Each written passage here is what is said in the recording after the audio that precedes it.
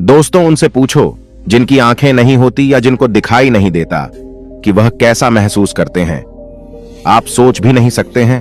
और आपको भगवान ने आंखें दी हैं जिनको आप खराब कर रहे हैं, उनका ध्यान नहीं रख रहे हैं। आजकल छोटे छोटे बच्चों के भी चश्मा लग जाता है। दोस्तों, इस संसार का सुंदर नजारा हम अपनी आंखों से ही देख सकते हैं। अगर हमारी आंखों की रोशनी हमसे छिन जाएगी तो हम कुछ भी नहीं देख पाएंगे। ये दुनिया हमारे लिए बेरंग हो जाएगी। इसीलिए अगर किसी की आंखों की रोशनी कम होने लगी है या जिसको बचपन में ही चश्मा लग गया है, वह इस कहानी को ध्यान से सुने और अपने परिवार जनों को भी इसके बारे में बताए। इस कहानी में आपको एक ऐसे चूर्ण के बारे में बताया जाएगा जिसका उपयोग करने से आपकी आंखों की रोशनी कुछ ही हफ्तों में वापस लौट आएगी और जिनको चश्मा लग गया है उनका चश्मा भी हट जाएगा। तो आपसे मेरा निवेदन है कि इस कहानी में अंत तक जरूर बने रहना। एक बार एक युवक जो अपनी आंखों को लेकर बहुत परेशान रहता था, वह एक गुरु के पास जाता है जो कि आयुर्वेद के एक बहुत बड़े ज्ञाता थे। वह युवक गुरु को प्रणाम करता है और कहता है, हे मुनिवर, मैं अपनी आंखों को लेकर बहुत परेशान हूँ। मेरी आंखों की रोशनी दिन भर कम होते जा रही है। मुझे सब कुछ धुंधला धुंधला दिखाई देता है। कहीं बार तो मेरी आंखों में बहुत ज्यादा दर्द और जलन होता है और बहुत ज्यादा आंसू भी निकलते हैं। गुरुदेव, मेरी आंखें समय से पहले ही मेरा साथ छोड़ रही है। कृपया करके आप मुझे कोई ऐसा समाधान बताइए जिससे मैं अपनी आंखों की रोशनी को फिर से प्राप्त कर सकूं और आंखों की इन सभी समस्याओं से हमेशा हमेशा के लिए छुटकारा पा सकूं। उन गुरु ने उस युवक की सभी समस्याओं को ध्यान से सुना और फिर कहा कि बेटा, हमारे आयुर्वेद में आंखों से संबंधित एक पूरा उपनिषद लिखा गया है जिसे चक्षु उपनिषद कहा जाता है। इसके अलावा हमारे महर्षि वाग्भट्ट ने आंखों के इलाज से संबंधित कहीं उपाय बताए हैं, कहीं नियम बताए हैं, जिसमें कुछ प्रमुख नियमों के बारे में आज मैं तुम्हें बताता हूं। और इसके साथ ही आज मैं तुम्हें एक ऐसे चूर्ण के बारे में बताऊंगा जिसका 15 दिन उपयोग करने से ही आपकी आंखों की ज्योति जो है वह वापस लौट आएगी। और साथ में ही इन नियमों का पालन करने से सिर्फ कुछ ही हफ्तों में आपके आंखों की रोशनी में एक आश्चर्यचकित परिवर्तन होगा। आप खुद देखेंगे कि आपकी आंखों की रोशनी वापस लौट आएगी और आपको पहले से अधिक स्पष्ट दिखाई देगा। और अगर तुम लंबे समय तक इस चूर्ण का उपयोग करते हो और इन नियमों का पालन करते हो तो तुम्हारी आंखों की सभी समस्याएं, सभी बीमारियां जड़ से खत्म हो जाएंगी और तुम्हारी आंखें हमेशा के लिए स्वस्थ और दृष्टिपूर्ण बनी रहेगी। फिर गुरु उस युवक से कहते हैं कि बेटा, सबसे पहले इन नियमों के बारे में जानते हैं। इसके बाद मैं तुम्हें उस चूर्ण के बारे में, उस चूर्ण की विधि के बारे में बताऊंगा और यह भी बताऊंगा कि तुम्हें उसे किस तरह से प्रयोग करना है।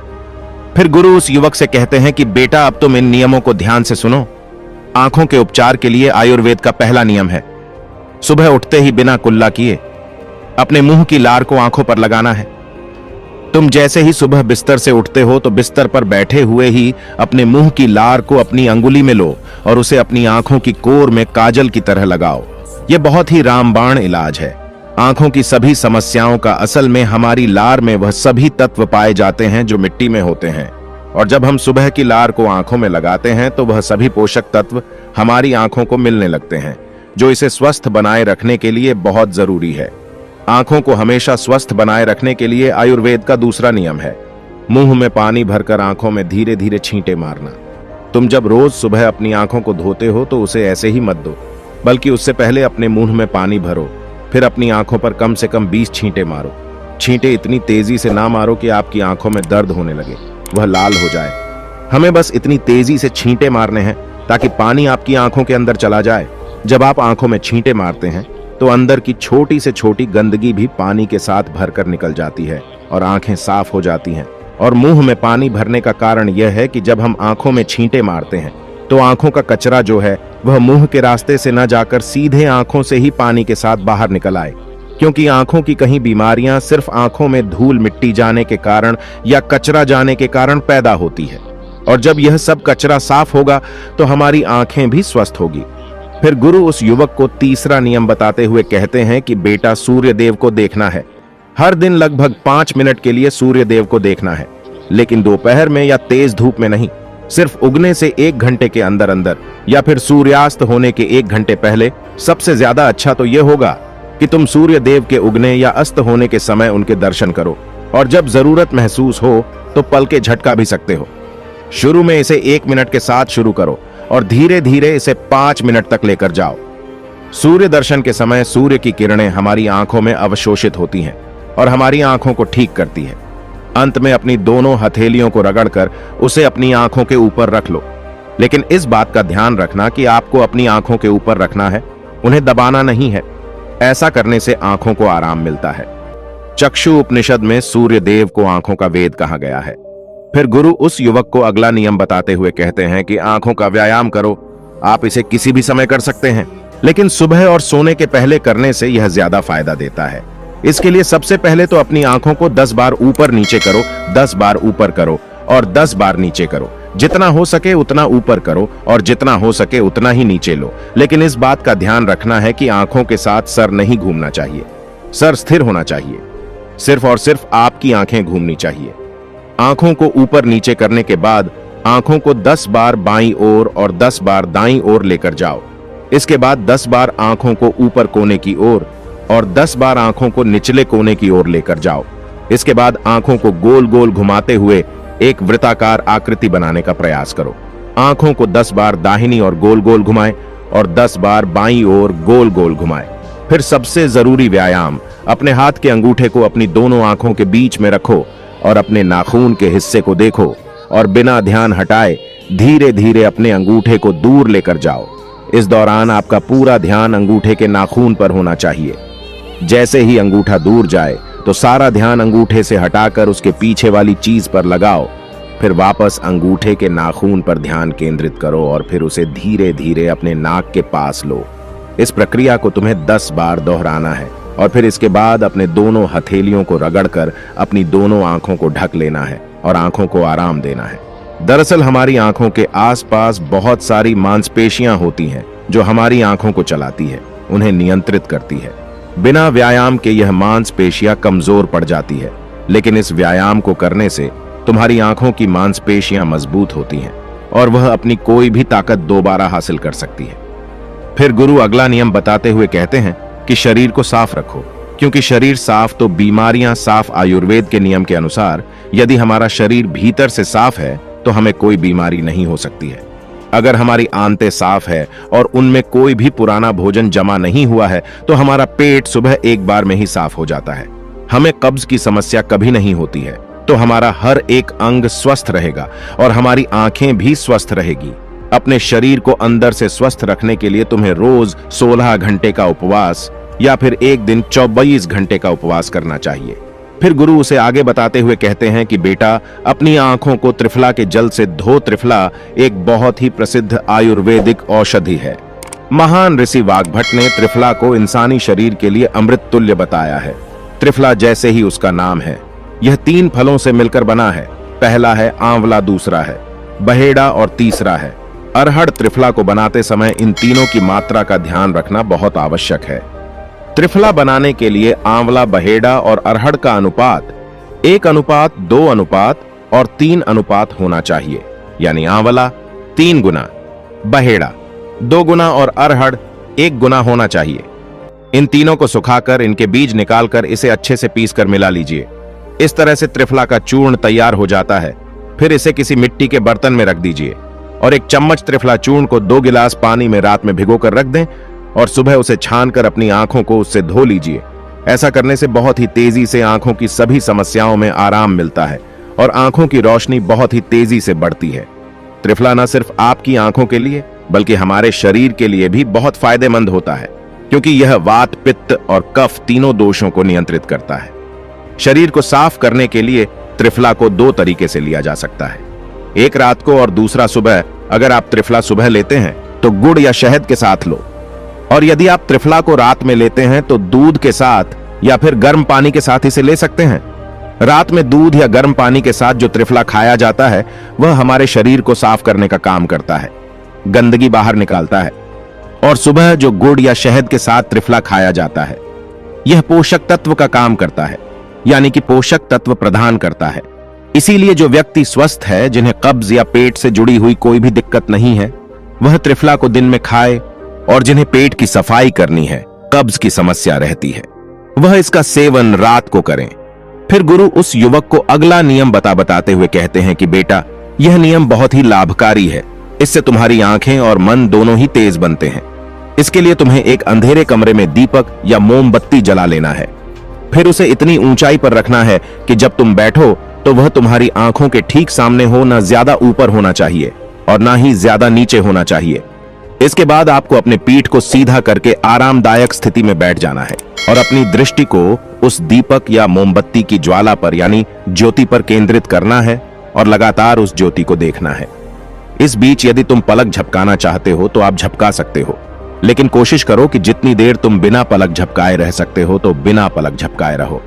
थोड़ी देर में तुम देखोगे कि तुम्हारी आंखों से आंसू बहने लगेंगे, लेकिन चिंता करने की कोई जरूरत नहीं है, क्योंकि यह क्रिया हमारे आंसुओं के द्वारा हमारी आंखों की सफाई कर रही है।